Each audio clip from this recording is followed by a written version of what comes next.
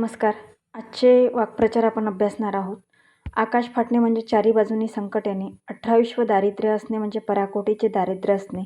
अडकित्त्यात सापडणे म्हणजे पेचात सापडणे. आकाशाला गवसणी घालणे म्हणजे आवाक्याबाहेरची गोष्ट करण्याचा प्रयत्न करणे. उदक सोडणे म्हणजे एखाद्या वस्तूवरील आपला हक्क सोडणे.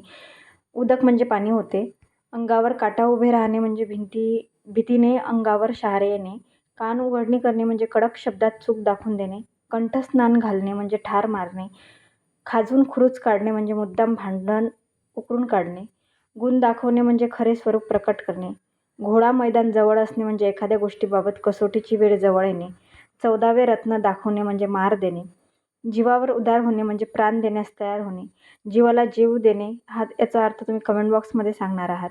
डांगोरा पिटणे म्हणजे जाहीर वाच्यता करणे. डोळे दिपवणे म्हणजे थक्क करून सोडणे. तिलांजली देणे म्हणजे सोडणे किंवा त्याग करणे. धन्यवाद.